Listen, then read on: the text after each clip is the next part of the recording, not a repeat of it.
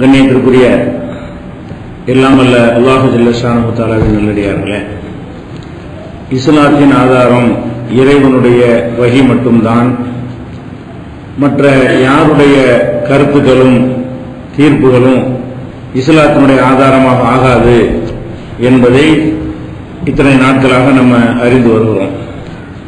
நேற்றைய தினம் ஹனபி மதுஹப் என்கிற பெயரிலே அந்த இமாமுடைய பெயரை பயன்படுத்தி அந்த இமாமுடைய காலத்திற்கு பல நூறு ஆண்டுகளுக்கு பின்னால் வந்தவர்கள் எழுதிய நூல்களில் எப்படியெல்லாம் மார்க்கத்துக்கு விரோதமாக, அறிவுக்கு விரோதமாக கேட்பவர்கள் எள்ளி நகையாடக்கூடிய வகையில் எல்லாம் சட்டங்களை வகுத்திருக்கிறார்கள், அதை பாடத்திட்டங்களிலே வைத்திருக்கிறார்கள் என்பதை பார்த்தோம்.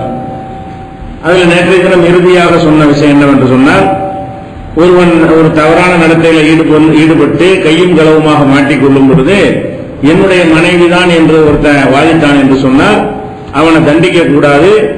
அவள் அடுத்தவன் மனைவியா இருந்தாலும் சரி, ஆதாரம் எதுவும் கேட்கக்கூடாது என்று சொன்னதை நேற்று முடித்தோம். அதுக்கு நூல் ஆதாரம் சொல்லல, கடைசியா இருந்ததுனால. அந்த செய்தி துருவி முக்தார்ல 4வது வால்யூம்ல 29வது பக்கத்தில் இருக்கிறது. அடுத்ததாக இதே மாதிரி தொடர்ச்சியாக எழுதி வைத்திருக்கிறார்கள். ஒரு மனிதன் வாய் பேச முடியாத ஊமை பெண்ணோடு விபச்சாரம் பண்ணிட்டான்னு வைங்க, அவனை தண்டிக்க கூடாது. ஊமை இல்லாத பெண்ணை விபச்சாரம் பண்ணா தண்டிக்கணுமா எழுதி வச்சிருக்கிறார்கள். எப்படி இருக்காங்கன்னா, லவ்சனா பி இம்ராத்தின் ஹர்சா, ஹர்சான ஊமை பெண்ணோடு ஒருவன் விபச்சாரம் செய்து விட்டான் என்றால் பல ஹத்தாலா வாஹிதி பெண்ணுமா, 2 பேருக்குமே தண்டனை கிடையாது. வாயினால கேட்கும்போது பதில் சொல்ல முடியாதுல, அதனால ஊமை பெண்ணை ஒருத்தர் கெடுத்து விட்டாலோ விசாரம் பண்ணி விட்டாலோ அவனுக்கு தண்டனை கிடையாது என்று எழுதியிருக்கிறார்கள். இது எங்க இருக்குன்னா பஹ்ரூர் ராய்க்கு, இது ஹனபி மதுஹபுடைய முக்கியமான கிதாபுல 5வது வால்யூம்ல 20ஆம் பக்கத்தில் இருக்கிறது. இப்ப நம்ம என்ன கேட்கிறோம்னா, இப்படி இஸ்லாத்துல சட்டம் இருக்குமா? அபூ ஹனீஃபா இமாம் இப்படித்தான் சொல்லி இருப்பாங்களா? ஊமை பெண்களுக்கு தான் பாதுகாப்பு அதிகம் தேவை. ஊமை இல்லாத பெண்களாவது அவங்க தங்களை காத்துக் கொள்வதற்கு வாக்குமூலம் கொடுத்து புகார் கொடுத்து எவ்வளவு நடவடிக்கைகள்ல அவங்க நீதி நியாயத்தை பெற்றுக்கொள்ள முடியும். ஊமையா இருக்கிறவங்களுக்கு சமுதாயமே சேஃப்டியா இருந்து அவங்களை பாதுகாக்கணும். இவங்க என்ன பண்றாங்கன்னு கேட்டா, ஊமை பெண்ணா கெடுத்தா தண்டனை இல்ல, விபச்சார தண்டனை கொடுக்க கூட ஹத்து கிடையாது என்று எழுதி வைத்திருக்கிறார்கள். அப்ப எதுக்கு சொல்றோம்னு கேட்டா, இப்படி எழுதுறதுக்கு கொஞ்சமாச்சும் ஒரு சுய புத்தியை கொண்டு இப்படி எழுதுறமே, இதனுடைய விளைவு என்ன, இதுக்கு ஆதாரம் இருக்குதா? இப்படி குர்ஆன்ல எங்கேயாவது அல்லாஹ் ஊமை பெண்களை மட்டும் ஏதாவது செஞ்சுக்கலாம்னு சொல்லியிருக்கிறானா, அல்லது நபிகள் நாயகம் ஸல்லல்லாஹு அலைஹி வஸல்லம் சொல்லியிருக்கிறாங்களா? அப்படியா சிந்திக்கணும். அப்படி இல்லைன்னா ஒரு புத்தியை கொண்டாச்சு இப்படி நம்ம எழுதுறமே, இது என்ன விளைவு ஏற்படுத்து? நம்ம பொண்ணு ஊமையா இருந்தா செஞ்சு விட்டாங்கன்னா அப்ப நம்ம இதை ஒத்துக்குருவோமா? அப்படி யோசிக்கணும். எழுதுறவன் எழுதக்கூடிய என்ன யோசிக்கணும், நம்முடைய பொண்ணு ஊமையா இருந்து அதை விட கெடுத்துட்டு போயிட்டான்னு சொன்னா அப்ப தண்டனை இல்லை நீ சொல்லுவியா? அவனை விட்டுன்னு சொல்லுவியா? அப்ப தன்னுடைய நிலையில் இருந்து பார்த்து அப்படி செஞ்சாலாச்சு அறிவுள்ளவன் ஒத்துக்கலாம். அது வகி ஆகாது. குர்ஆன் ஹதீஸ்ல உள்ளதான் மார்க்கமாகும். இப்படி சொல்லியிருந்தாலாவது மூளை கொஞ்சம் பயன்படுத்தி இருக்கிறாங்க, ஆனா அது மார்க்க ஆதாரம் இல்லைன்னு சொல்லலாம். இது எப்படி இருக்குன்னா, மார்க்கத்துக்கு ஆதாரம் இல்ல, கடுகளவு மூளையும் இல்ல. மூளை இல்லாத ஒருவனால் தான் இந்த மாதிரிலாம் என்ன செய்ய முடியும்? மூளையும் இல்ல, சமூகத்தை பற்றி அக்கறை இல்ல, பொறுப்புணர்வு இல்ல, எதுக்காக சட்டம் இயக்குறோம்ங்கிற அடிப்படை ஞானம் இல்ல, இவ்வளவு பலவீனமான நிலையில் இருந்து கொண்டு இதை எழுதி வைத்திருக்க. இதான் மதுஹப் சட்டம், இதுதான் ஹனபி மதுஹபுடைய சட்டம் என்று போதிக்கிறார்கள். இதைத்தான் 7 வருடம் மதரசாக்கள் படிக்கிறார்கள். இதை படித்தவர்கள் ஆலிம்கள் என்று சொல்லப்படுகிறார்கள். அறிந்தவர்கள் ஆலிம் அறிந்தவர். என்ன அறிந்தவர்? இந்த குப்பைகள் எல்லாம் அறிந்தவர். ஆலிமுக்கு அர்த்தம் அறிந்தவருங்க. அறிந்தவர்னா குர்ஆன் அறிந்தவர்னா கிடையாது, ஹதீஸ் அறிந்தவர் கிடையாது. இந்த குப்பைகளை கரெக்டா அறிஞ்சு வச்சிருக்கிறார். 7 வருஷம் இதை சொல்லிக் கொடுத்து அதை அறிந்து வெளியே வர்றாரு என்பதுதான் அர்த்தம் விளங்கி போச்சு. அதே மாதிரி இதை விட கொடுமையை கேளுங்க. ஒரு முஸ்லிம் அல்லாத ஒருத்தன் ஒரு முஸ்லிமான பெண்ணை கெடுத்துட்டான்னு சொன்னா அவனை தண்டிக்க கூடாது. எப்படி? இஸ்லாமிய ஆட்சியில யார் விபச்சாரம் பண்ணாலும் தண்டிக்கணும். முஸ்லிம் அல்லாத ஒருத்தன் முஸ்லிமான பெண்ணை கெடுத்து விட்டான் என்று சொன்னால் அதுக்கு என்ன இல்ல, அதுக்கு ஹத்து கிடையாது. இது அபூ ஹனீஃபாவுடைய கருத்து இதுதான் எழுதிக்கிறாங்க. அபூ ஹனீஃபா கண்டிப்பா சொல்லியிருக்க மாட்டாரு. அபூ ஹனீஃபாவுடைய கருத்து இதுதான் என்று ஒரு தலைப்புல என்ன எழுதிக்கிறாருன்னா, வைதா ஸனல் ஹர்பியுல் முஸ்தாமன பில் முஸ்லிமத்தி, நம்முடைய நாட்டிலே இருக்கக்கூடிய ஒரு அடைக்கலம் புகுந்த ஒருவன், முஸ்லிம் அல்லாத ஒருவன் முஸ்லிமான ஒரு பெண்ணை விபச்சாரம் செய்து கெடுத்து விட்டான் என்று சொன்னால் அவன் மீது தண்டனை இருக்கிறது. ஆனால் வலா ஹத்த அலைஹி பி கௌல் அபூ ஹனீஃபா, அபூ ஹனீஃபாவுடைய கருத்து பிரகாரம் அது தண்டனை கிடையாது. அபு ஹனீஃபா என்ன சொல்றாருன்னு கேட்டா, முஸ்லீம் அல்லாதவங்க எல்லாம் வந்து முஸ்லிம்களை எடுத்துட்டு போயிருங்க, அதுக்கு தண்டனை இல்லைன்னு சொன்னாராம். கொஞ்சமாச்சும் ஒரு அறிவு உள்ள அப்படி சொல்லுவானா?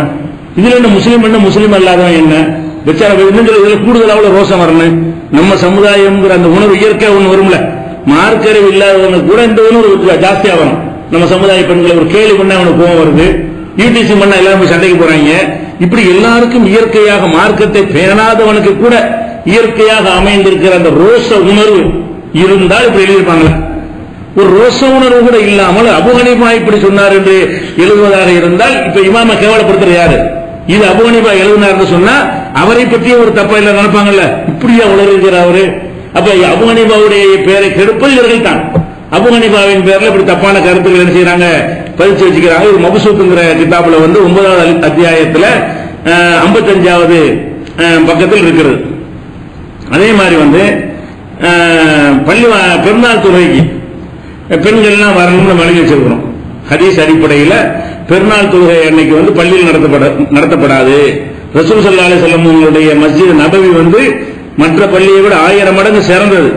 அப்படி இருந்து கூட ரசூல் ஸல்லல்லாஹு அலைஹி வஸல்லம் அவர்கள் பெருநாள் தொழுகையை பள்ளியில் தொழல.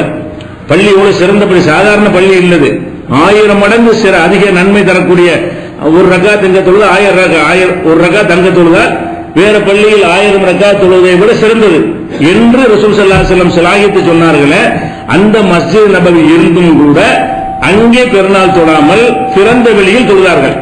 நம்ம அதை ஜமாத்துல கடைபிடிப்பது வர்றோம். இந்த திறந்த வெளியில தொழுவதற்கு முக்கியமான காரணம் என்னன்னு கேட்டா, மாதவிடாய் பெண்கள் எல்லாம் கூட பெருநாள் சந்தோஷத்துக்கு இருக்கணும், பள்ளிவாசல் அவங்க வர முடியாம போயிடும். திடல்னு சொன்னா தொழுகும்போது ஓரமா இருந்து வருவாங்க, எல்லாரையும் போல சந்தோஷமா ஒருத்தருக்கு சலாஞ்சலி ஒருத்தருக்கு சந்தித்துக் கொள்வது, பரிமாறிக் கொள்வது. அவங்களுடைய பெண்களுக்கு இயற்கையாக உள்ள தங்களுடைய ஆடையை மற்றவங்கள்ட்ட காட்ட விரும்புவாங்க. பெண்கள்கிட்ட சக தோழிகள்ட்ட என்ன செய்வாங்க, இந்த ட்ரெஸ் எங்க இருக்கு, அந்த இதெல்லாம் இருக்கும்ல, இதெல்லாம் இருக்கட்டும் என்பதற்காகத்தான் ரசூல் ஸல்லல்லாஹு அலைஹி வஸல்லம் செய்யறாங்கன்னு கேட்டா, திடலை கொண்டு வந்து அன்றைய பரக்கத்தை முஸ்லிம்கள் அடைந்து கொள்ளணும், துஆவுல பங்கெடுத்துக் கொள்ளணும். இதெல்லாம் ரசூல் ஸல்லல்லாஹு அலைஹி வஸல்லம் மார்க்கமாக்கிட்டாங்க. இப்ப என்ன செய்யறாங்கன்னு கேட்டா, அபு ஹனீஃபா என்ன செய்யறாருன்னு கேட்டா, அவர் சொல்லிட்டார், இவங்களை எழுதி வச்சுக்கிறாங்க. அது என்ன எழுதிருக்கிறாங்கன்னா, கால் அபு ஹனீஃபா ஃபி குரூஜின் நிசாய் ஃபில் ஈதைனி கதுக்கான ஒரு ரஹஸ்பி, பெருநாள் தொழுகைக்காக பெண்கள் வந்து வெளியே சென்று திடலுக்கு போவது அனுமதிக்கப்பட வேண்டும் அப்படின்னு யார் சொல்றா? அபு ஹனீஃபா சொன்னாரு அப்படின்னு அவங்க எழுதிக்கிறாங்க. அபு ஹனீஃபா சொன்னாரு அம்மல் யௌம, ஆனால் இன்றைக்கு ஃபலா எம்பகை தஹுருஜ, பெண்கள் வெளியே போக கூடாது. ஹனபி ஹனபி இமாம் என்ன சொன்னார்னு எழுதிவிட்டு அது அந்த காலத்து சொன்னாரு, இந்த காலத்துக்கு என்ன கிடையாது, நாங்க அனுமதிக்க மாட்டோம் அப்படின்னு ஹனபி மதுஹபா. ஹனபி இமாம் வந்து பெண்களை திடலுக்கு அனுமதிங்கன்னு சொல்றாங்க. உன் பேருக்கு ஹனபி மதுஹப்னு பேரு, அந்த இமாமுடைய பெயரையும் புகழையும் கூட குறை சொல்லிதான் ஆள் பிடிக்கிறீங்க. அப்படி இருக்கக்கூடிய நேரத்தில் அபு ஹனீஃபா இமாம் சொன்னாரு, அதை வந்து தடுக்க கூடாது, அவங்களுக்கு பர்மிஷன் உண்டு, அதை அனுமதிக்க வேண்டும் என்று சொல்லிட்டாராம். இவங்க என்ன செய்யறாங்கன்னா, அம்மல் யௌம, இன்றைய காலத்தில் பல எம்பகை அந்த தஹுருஜ, பெண்கள் வெளியே செல்வது கூடாது. இல்லல் அஜூசத்தல் கபீரா, அஜூசான கிழவி, கிழவின்னா கூட ஒரு நடுத்தரத்தை கிழவி நினைச்சிட கூடாதுல்ல, பெரிய கிழவி கபீராமா. அல்ல அஜூசத்தல் கபீரா, ஒரு படுகிலையை தவிர ஒரு 75 85 அந்த மாதிரி பொம்பளையில மட்டும் பெருநாள் தொழுகை அனுப்புங்க, மத்தால் அனுப்பக்கூடாது இந்த காலத்திலையும். அப்ப இந்த காலத்துல நீ சட்டம் எழுதுவதில் இருந்த இது வகை இல்லைன்னு வழங்கா இல்லையா? இந்த காலத்துக்கு யாருக்கு வகை வந்துச்சு? இந்த காலத்தில் இதான் சட்டம் எழுது, குர்ஆன்லயும் இல்ல, ஹதீஸ்லயும் இல்ல. ஹதீஸ்ல வந்து அனுமதிங்க சொல்லி இருக்கிறது, கண்டிப்பா என்ன செய்யணும், வரணும் என்று கட்டாய உத்தரவு போடப்பட்டது ஆதாரம் இருக்கிறது. நீ ஏற்றுக்கொண்டிருக்கிற அந்த இமாமை என்ன செய்யறாரு, மதிக்கக்கூடிய அந்த இமாமும் சொல்லி இருக்கிறாரு. இவ்வளவையும் தெரிஞ்சுக்கிட்டு அது அவர் சொன்னா சொல்லிட்டு போறாங்க, இந்த காலத்தில் பர்மிஷன் கிடையாதுங்க, கருத்துக்கிட்டாங்க இல்ல. இப்ப ஹனபி மதுஹபாக எது இருக்கிறது, இந்த காலத்தில் உள்ள கிறுக்கு பேர் செஞ்ச முடிவு தான் ஹனபி மதுஹப்.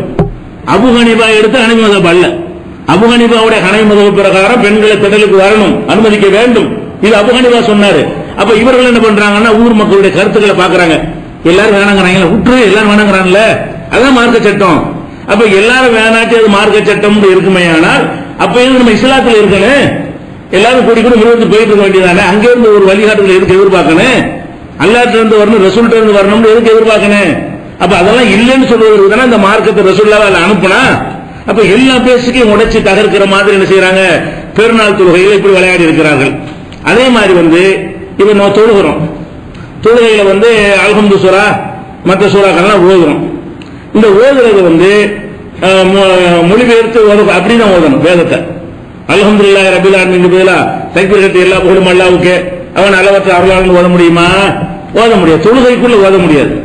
அது வேற மொழிங்கிறதுக்காக இல்ல, அரபிலேயே வேற வார்த்தையை போட்டு ஓதக்கூடாது. அரபி இல்லைங்கிற வகிதான் நட்டு தொழுகையில அல்லாட்டிருந்து வந்ததை ஓத வேண்டும். இந்த அல்ஹம்துக்கு பதிலா ஹம்துக்கு பதிலா வேற குர்ஆன சொல்லுதுல அரபில அதை போட்டு ஓதலாமா? அரபி இல்லைங்கிற அடிப்படையில் இந்த தீர்ப்பு கிடையாது. வகியை ஓத வேண்டும். ரசூல் ஸல்லல்லாஹு அலைஹி வஸல்லம் செய்றாங்க, ஒரு சந்தர்ப்பத்தில் ஒரு சஹாபிக்கு வந்து ஒரு துவா தூங்கும் போது ஓதுற ஒரு துவாவை வந்து கற்றுக் கொடுக்குறாங்க. இப்ப கற்றுக் கொடுக்கும் போது அதுல என்ன வருதுன்னா, ரசூலுக்கு ஒரு நபியை கல்லதி அரசல் தேர்ந்து அதுல வாசகம் வரும். தூங்கும் போது இந்த துவா ஓதிக்கன்னு சொல்லும் போது அதுல ஒரு வாசகம் வரும், நபியை கல்லதி அரசல்த, நீ அனுப்பிய நபியையும் நான் நம்பினேன் அப்படி சொல்லணும்னு வரும். அந்த சஹாபி துவா மனப்பாடம் பண்ணிட்டு ரசூல்லாட்ட ஒப்புவிக்கிறார். ஒப்புவிக்கும் என்ன செய்யறாருன்னு கேட்டா, ஒரு நபியை கேட்டாங்களா ரசூல்லா, அதை ரசூலுக்கு மாத்திட்டாரு. மனப்பாடம் பண்ணும்போது எல்லா வாசகத்தையும் கரெக்டா சொல்லிட்டு நபியை கல்லதி அரசல்த என்பதற்கு பதிலாக ரசூலி கல்லதி அரசல்த என்று ஒப்புவிக்கிறார். சொல்லுப்பா அந்த துவாவன் ரசூல்லா கேட்கிறாங்க. மனப்பாடம் பண்ணதை கரெக்டா சொல்லிட்டு வந்து இந்த வார்த்தையை மட்டும் நினைச்சிட்டாரு, நபிக்கு பதிலாக ரசூல் போட்டாரு. ரெண்டு ஒண்ணுதான். உன்னுடைய நபியை நம்பினேன் என்ன, உனக்கு ரசூல் நம்பினேன் என்ன அர்த்தம்? ரெண்டும் ஒண்ணுதானே. யாரெல்லாம் நீ அனுப்பிய நபியை நம்பினேன் அதுவும் ஒரு ரசூல்லா தான் குறிக்கும். நீ அனுப்பிய ரசூல் நம்ம ஏதாவது வித்தியாசம் இருக்கா? ஒரு வித்தியாசம் இல்லை. இன்னும் சொல்ல போனா இவர் சொன்னதுதான் மேட்ச் ஆகுது. அரசல்தான் இதுக்கு அடுத்து வருது. அரசலவுல இருந்து பிறந்தது ரசூல் தான். ரசூலுக்கு அல்லது அரசல்த மேட்சா இருக்குது. ரசூல் மேட்சா கூட அவர் நபிக்கு அல்லது அரசல்தங்கிறது நபிக்கு அரசல்தவுக்கு அந்த எதுகை மோனை வந்து ஒத்து வரல. அப்படி இருந்தும் கூட இவர் சொன்னது கொஞ்சம் நல்லா இருக்கிற மாதிரி தெரிஞ்சா கூட இது சொன்ன ரசூல் என்ன தெரியுமா, லா நபிக்கு அல்லது அரசல் அப்படி சொல்லாத, நான் சொன்ன சொல்லு. நான் வகையில ஒண்ணு சொல்லிட்டு நீ என்ன நான் நபிங்கிற நீ ரசூல் மாத்திர, அந்த அடிப்படையில் தான் கூடாது. அரபி அவர் அரபிலாம் ஓதினாரு, அவர் தமிழ்ல மொழிபெயர்த்துல அரபி மேற்று கிடையாது. வகையில என்ன வருதோ அதுக்கு ஒரு பவர் இருக்கிறது, அதுக்கு ஒரு பரக்கத்து இருக்கிறது, அதுக்கு ஒரு சக்தி இருக்கிறது அல்லாஹ்வுடைய கலாமுக்கு. அந்த அடிப்படையில் தான் நம்ம அல்ஹம்துலில்லாஹி ரப்பில் ஆலமீன் ஓதுங்க. அர்-ரஹ்மான் வெளியில உட்கார்ந்து மொழிபெயர்த்துக்கிறீங்க, சிந்திச்சுக்கிறீங்க, படிச்சுக்கிறீங்க. தொழுகைக்கு உள்ள இருக்கிறது வந்து அல்லாஹ்வுடைய கலாம் அப்படி ஓதணும். இவங்க என்ன செய்யறாங்கன்னு கேட்டா, ஒருத்தர் என்ன செய்யறாங்கன்னா குர்ஆன்ல உட்கார்ந்துட்டு பார்சியில ஓதணும் அல்ஹம்து சூராவை. இவர் பார்சிக்காரர், யாரு? அபூ ஹனீஃபா இமாம். மற்ற 3 இமாம்கள் அரபியர்கள். அபூ ஹனீஃபா இமாம் யாரு? அவர் பார்சி நாட்டை சேர்ந்தவர், தாய்மொழி வந்து பாரசீக மொழி அவருக்கு. அவர் சொல்றாரு என்ன செய்யறாருன்னு கேட்டா, அவர் சொன்னார் எழுதிக்கிறாங்க அவங்க சட்டம்னு சொல்லி, கராபில் பார்சியத்தி, தொழுகையில பார்சி பாஷையில் ஒருத்தன் ஓதுறான் அல்ஹம்துலில்லாஹி ரப்பில் ஆலமீன். பார்சியில் அர்த்தம் இருக்கும்ல, தமிழ்னு வச்சுக்கிறோமே, எல்லா போல அல்லாஹ்வுக்கு அளவற்ற இப்படி ஓதுறான்னு வைங்க. அப்படி ஓதினால் இது வந்து தொழுகை பசாத் ஆகாது, செல்லும். அல்ஹம்துலில்லாஹ்க்கு பதிலா என்ன செய்யலாமா, பார்சி மொழியில ஓதுறான்னு எல்லா மொழியும் தான் அர்த்தம். அவர் பார்சிக்காரா இருந்ததுனால பார்சின்னு சொல்லியிருப்பாருன்னு வைங்களேன். பார்சி மொழிங்கிறது இன்னொரு அரபி அல்லாத வேற மொழியா போயிடுச்சு. பார்சில ஓதலாம், உருதுல ஓதலாம், இங்கிலீஷ்ல ஓதலாம், எந்த பாஷையில வேணாலும் ஓதலாம். இப்ப தொழுகையில் நின்று கொண்டு அல்லாஹ்வுடைய வேதத்தை அப்படி ஓதணும், ஒரு திக்ர் கூட மாத்த ரசூல் அனுமதிக்கல. நபிக்கேங்கிறது ரசூலுக்கேன்னு மாத்துறதுக்கு கடுமையான மறுப்பு தெரிவிச்சிருக்கிறாங்க என்று சொல்லும் பொழுது அல்லாஹ்வுடைய கலாமுல இவங்க என்ன செய்யறாங்க, விளையாடுறாங்க, பார்சில ஓதிக்கிறாங்க. அதாச்சும் பரவாயில்லை, அதுக்கு மொழிபெயர்ப்பு கருத்துன்னு வந்துருது, தப்புதான். அது பின்னாடி சொல்றோட கம்பேர் பண்ண பரவாயில்ல. அடுத்து என்ன செய்யறாங்க, அது தௌராத்தவில் இஞ்சில் அங்க உட்கார்ந்துட்டு ஆதியில பைபிள் இருக்குல்ல தௌராத் இஞ்சில் அதுகளை ஓதுறா உட்கார்ந்து தொழுகையில ஓதுறானால் அப்ப இஞ்சி குர்ஆன் ஓதுறதுக்கு பதிலா பைபிள் 4 வருஷம் மனப்பாடம் பண்ணி வச்சுக்கிட்டு அதை ஓதுறான். அப்படி ஓதினால் இன் கிஸ்ஸத்தன் தஃப்ஸுது ஓ இன் ذிக்ரன்லா, அதுல பைபிள் தௌராத் இஞ்சில் ரெண்டா பிரிக்கணுமா.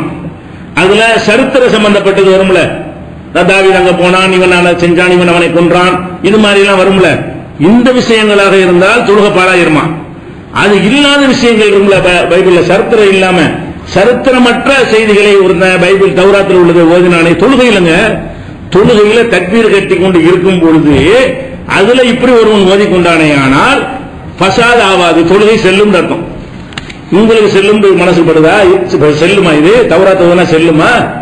குர்ஆன் வந்து எல்லாம் மாற்றப்பட்டுருச்சு அப்படி பேர் வழங்கி வச்சிருக்கிறோம். தௌராத்தும் கிடையாது, ரசூலுல்லாஹ் காலத்துல எல்லாம் மாத்தி மறைச்சுட்டாங்கன்னு நல்லா சொல்லிவிட்டான். அப்படி இருந்தா கூட அதையே நம்ம ஓதணும். நமக்கு தான் வேற நபி வேற வேதம் வந்துருச்சு, இதைத்தான ஓத ரசூலுல்லாஹ் சொன்னாங்க.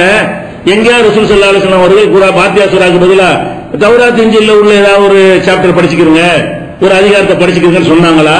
அனுமதிச்சாங்களா?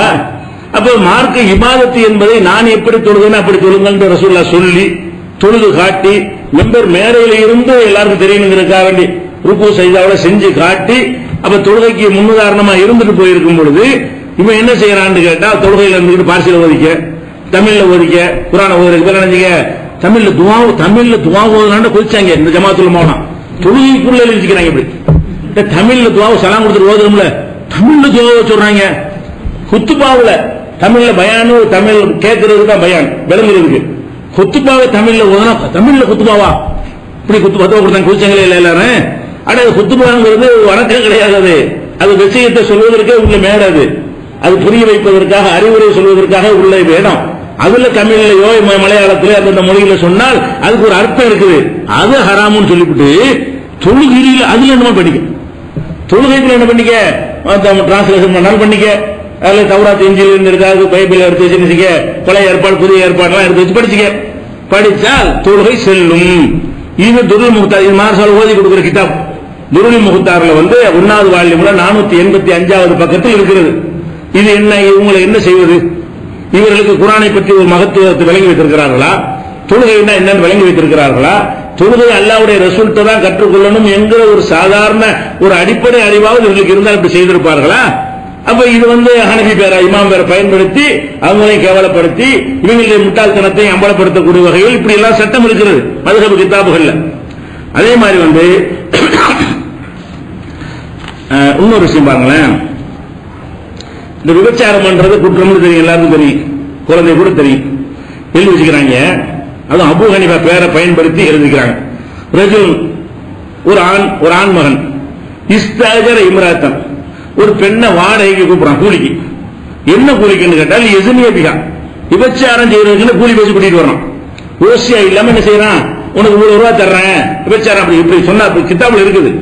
விபச்சாரம் செய்வதற்காக கூலி பேசி கூட்டிக் கொண்டு வந்து ஜனாபிகா அவளோடு விபச்சாரம் செய்தால் ஃபலா ஹத்த அலைஹிமா, 2 பேருக்கும் தண்டனை கிடையாது. ஃபீ கௌலி அபூ ஹனீஃபா, அபூ ஹனீஃபா கருத்து, அபூ ஹனீஃபா சொல்லி இருக்க மாட்டாரு, இவங்க அப்படி போட்டு கொடுக்குறாங்க அபூ ஹனீஃபா கருத்தை வைத்து. அபூ ஹனீஃபாவுடைய கருத்து பிரகாரம் அவங்க 2 பேரும் தண்டனை இல்ல. ஏன்பா தண்டனை இல்லைன்னா கீழே வழக்கம் கொடுக்குறாங்க. ஏன் தண்டனை இல்லை என்றால், எப்ப கூலின்னு ஒண்ணு கொடுத்தோமோ அது மகர் மாதிரி ஆயிடுதுல.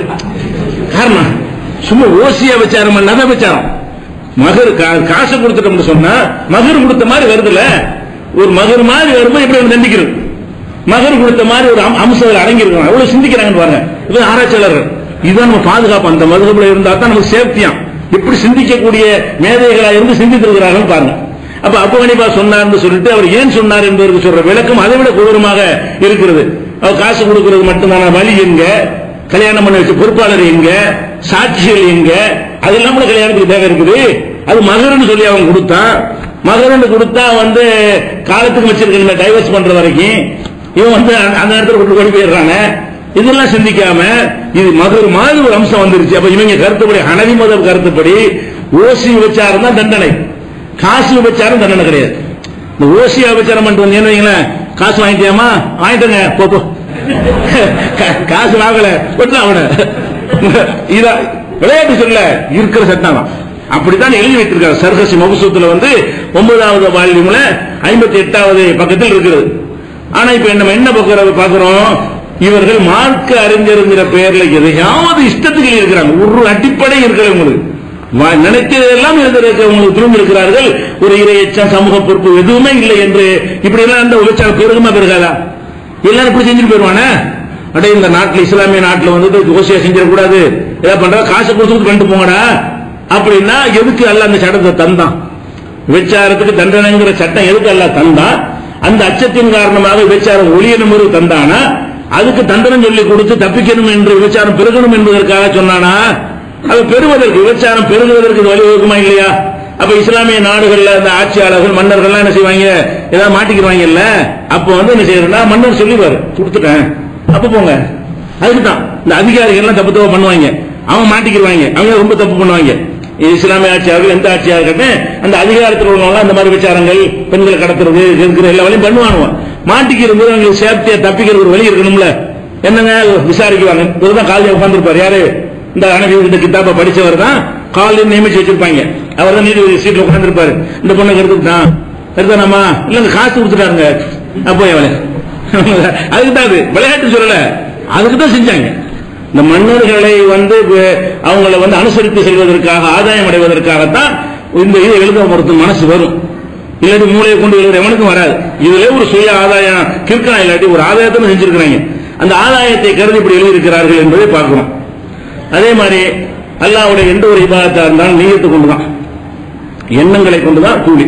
இந்த 3 பேர் எல்லாம் நிறுத்தி கேட்பான்ல, ஒரு ஆலிமை கூப்பிடுவான், ஒரு ஷஹீத் உயிர் தியாகியை கூப்பிடுவான், அதே மாதிரி ஒரு செல்வந்தர் வள்ளல் வாரிவார் வழங்கிய வள்ளலை கூப்பிடுவான். நீ என்னடா பண்ண?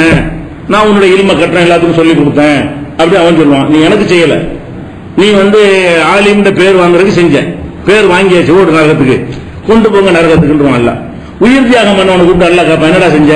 உயிர் தியாகம் பண்ணிட்டல, தியாகம் பண்ண எனக்கு பண்ண வீரண்டு எல்லாரும் சொல்லணும், அதுதான் நீ பண்ண சொல்லிட்டாங்க எல்லாரும், இருந்துட்டு போங்க அப்படின்னு அவனே நரகத்துக்கு கொண்டு போயிடுவான்.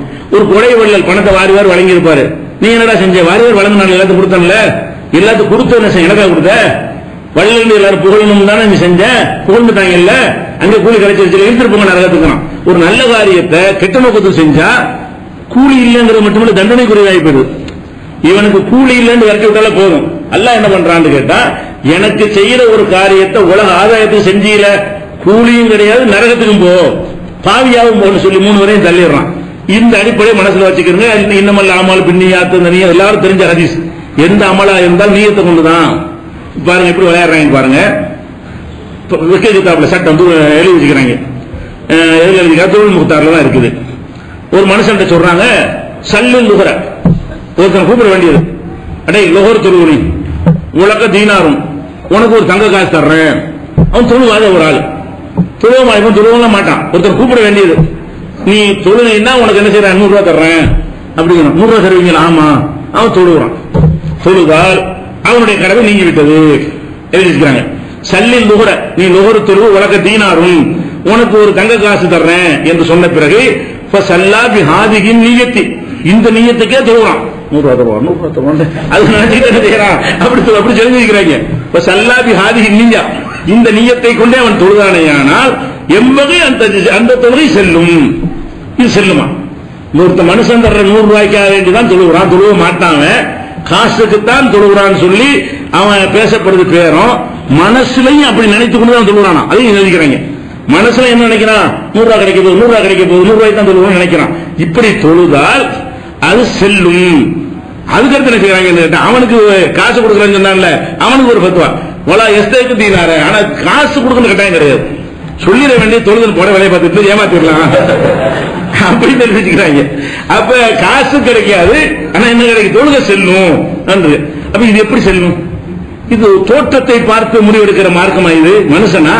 அல்லா முடிவெடுக்கிறது. அல்ல ஃபர்ஸ்ட் பாக்குறது இதுதான் பாக்குறான். வெளியில உள்ள எவ்வளவு நேரம் ருக்கு செஞ்சாரு, எவ்வளவு சைதா பண்ணாரு, எவ்வளவு அழகா, அதே பார்ப்பான். அது செகண்ட் பாக்குறது. ஃபர்ஸ்ட் பாக்குறது என்ன? லா எழுதுலா சூரிக்கும், அல்ல உங்கள் தோற்றத்தை கோலத்தை பார்க்க மாட்டான், ஒரு அம்பாலிக்கும், உங்களுடைய செல்வங்களை பார்ப்பதில்லை, உலாக்கின் எங்குறையிலா குழுபிக்கும், உள்ளங்களை பார்க்கிறான். அப்ப உள்ளங்களை பார்க்கக்கூடிய அல்ல என்ன பார்ப்பான்? தொழுவும் போதே இவன் எதுக்கு தொழுகிறான், நமக்காக தொழுகிறானா, வேற நோக்க தொழுகிறானா அப்படின்னு சொல்லி இருக்கும் பொழுது இவங்க என்ன செய்ய? ரியா கூட கூடாதுங்க. ரியானா என்ன? அல்லாவுக்காக ஒருத்தர் தொழுவாங்க. தொழுவும் போது தொழுது யாராவது வந்தவன என்ன செய்வான்டா, கொஞ்சம் கூட்டம் அப்படியே அல்லாவுக்கு தான் தொழுகிறான், நீயத்துல அல்லாவுக்கு தான், லேசா என்ன செய்வோம்? 4 பேர் வந்தவன, 4 பேர் வர்றாங்களா, நம்ம நல்லா தொழுகிற மாதிரி காட்டணும் சொல்லி அப்படியே சவுண்டை ஏற்றி ஓதுறது, பெரிய சூடா ஓதுறது, ருக்குலாம் நிறுத்தி செய்கிறது, இந்த மாதிரி இப்படி லேசா சேர்த்தான்னு வைங்களேன், இதான் முகஸ்துதி ரியா. இது சிறுக்குன்னு சொல்லுமா இருக்கும். இது ரசூல் ஸல்லல்லாஹு அலைஹி வஸல்லம் சிறுக்கு ஹபி, சின்ன சிறுக்குங்கிறாங்க. அப்ப லேசாக மனிதனுக்கும் அல்லாவுக்கும் செய்து கொண்டு லேசா அப்படி மனுஷனுக்கு அது கொஞ்சம் தரமா செய்வது. தர்மம் செய்யறோம், ஒரு 1000 ரூபாய் ஒரு ஆள் கொடுக்குறோம், தர்மம் செய்யறோம். அதை கொடுக்கும்போது என்ன செய்யறது? யாரா வந்துட்டான்னு வைங்களேன், வாங்கிட்டு போப்பா பாக்கணுமா, இவனுக்கு கொடுத்தா தெரியும் வாங்கிட்டு போயிருவான் காது வைக்காம. அல்ல 1000 ரூபாய்க்கு கொடுக்கும்போது யாரா வந்துட்டான்னு சொன்ன செய்யணும், நான் இதை கொடுக்குறேன் நீ பாருன்னு சொல்லாம சத்தமோடு பேசுறது, நல்லா வாங்க, கை நீட்டு வாங்க, வலது வாங்க, அது திரும்பி பார்ப்பான். இப்படி செஞ்சா முகஸ்து, இதுக்கு கூலி கிடைக்காது. அப்ப அரசுடைய நிலையில வரும்போது என்ன செய்யறாங்க? வலது கை கொடுப்பது இடது கைக்கு தெரியாமல் அப்படி கொடுக்க இயலாது, ஒரு அவ்வளவு மறைவா கொடுக்குன்னு சொல்றாங்க. அப்படி கொடுத்தவனுக்கு அரசுல கிடைக்கும் இருக்குது. இந்த மார்க்கத்துல காசுக்குத்தான் தொழுவுன்னு சொல்லி அவன் காசுக்காகவே தொழுதால் அந்த தொழுகை செல்லும் எழுதுறதுக்கு என்ன எவ்வளவு பெரிய இறைவனை பற்றிய ஒரு அச்சமற்ற தன்மை இருக்கணும். இறையச்சம் கொஞ்சமா இருந்தா எழுத மனசு வருமா? அல்லது ஹதீஸ்களை பற்றி ஞானம், இந்த மார்க்கத்தினுடைய பேசிக்கே என்னது? கல்ப அல்லாஹ் பாப்பாங்கிறதான். இஸ்லாத்தினுடைய அடிப்படை என்னது? அல்லாஹ் உள்ளத்தை பார்த்துட்டு இருக்கிறான், உள்ளத்தை பார்க்கிறான் என்கிற ஒரு அடிப்படையில் இருக்கக்கூடிய ஒரு மார்க்கத்தில் இப்படி எல்லாம் சட்டம் எழுதுவதற்கு சரியா வருமான்னு பாருங்க. இது எங்க இருக்கக்கூடிய முக்தார்ல 1வது வால்யூம்ல 62ஆம் பக்கத்தில் இருக்குது. அதே மாதிரி ஒருத்தன் நம்ம சாராயம் கல்லாம் மார்க்கத்தில் தடுக்கப்பட்டு உங்களுக்கு தெரியும். நம்ம ஒரு டாஸ்மாக் கடை இந்த மாதிரி ஏழை எடுத்துக்கிட்டு வேற மதத்துக்காரனை வச்சு வியாபாரம் பண்ணலாம். நம்ம தான் வியாபாரம் பண்ணக்கூடாது. சாராயத்தை நம்ம விற்க கூடாதுங்க. நம்ம என்ன செய்யணும்? ஒரு இந்து அல்லது ஒரு கிறிஸ்டின் அல்லது ஒரு புத்த மதத்துக்காரன் முஸ்லீம் அல்லாத ஒரு சீக்கிரம் கொண்டு வச்சு இந்த அப்பா வித்துட்டு வா அப்படின்னு சொன்னால் அது கூடும். நம்ம தான் விற்க கூடாது. அடுத்தவனை விட்டு வேற மதத்துக்காரனை வச்சு விற்க சொல்லி என்ன செய்யலாம்? இப்படி நீங்க சொன்னா ஒத்துக்குறீங்களா? உங்க அறிவு ஏத்துக்கிறதா? மதுஹபா தானே இருக்குது. ஹனீஃபா எப்படி சொல்றாங்க? ஒய்தா அமரல் முஸ்லிம், ஒரு முஸ்லிம் உத்தரவிடுகிறான், நஸ்ரானியன், நஸ்ரானின்னா யாரு? கிறிஸ்துவன். ஒரு கிறிஸ்துவனுக்கு உத்தரவிடுகிறான், எபியு ஹம்ரன், மதுவை விற்பதற்காக வேண்டி, அவர் ஷராய் அதை வாங்குறதுக்காக வேண்டி மதுவை கொள்முதல் பண்றதுக்கு முடிஞ்சு போச்சு, சரக்கு வாங்கிட்டு வா அப்படின்னு அவனை அனுப்பி வைக்கிறான். அல்ல இருக்கிற சரக்கை விற்க சொல்றான். அப்படி செஞ்சால் அவனும் செய்வானால் ஜாஸ இந்த அபூ ஹனீஃபா, அபூ ஹனீஃபா கருத்துப்படி செல்லும், செய்யலாம். அப்ப சாராயம் கூட விற்கிறோம், நாம விற்க கூடாது. சாராயம் முஸ்லீமா இருக்கிற யாரும் விற்க நினைச்சீங்கன்னு சொன்னா ஒரு முஸ்லீம் இல்லாத கடையில் வேலைக்கு சேர்த்துக்கிறங்க, சாராயம் அவர்கிட்ட வாங்கிக்கிறங்க, நான் விற்க மாட்டேன், நீ எடுத்துக்கிட்டே பார்த்து வியாபாரம் பண்றான்னு சொல்லி அப்படி செய்யலாம். கடையில 2 நான் முஸ்லீம் சேர்த்து கொண்டோமே ஆனால் எல்லா ஹராமும் ஓகே, ஹலால் ஆயிரும். இப்படி சொன்னா இது ஏத்துக்கலாம். அல்ல இந்த மார்க்கம் அப்படிப்பட்ட மார்க்கமா? ஹராம்னு அல்ல எதுக்கு ஹராமாக்குறான்? மதுவை ஹராமாக்கணும் எதுக்கு? அந்த பொருள் மனிதனுக்கு கேடு செய்யுங்கிறது தான். நீ வித்தா என்ன, அவன் வித்தா என்ன?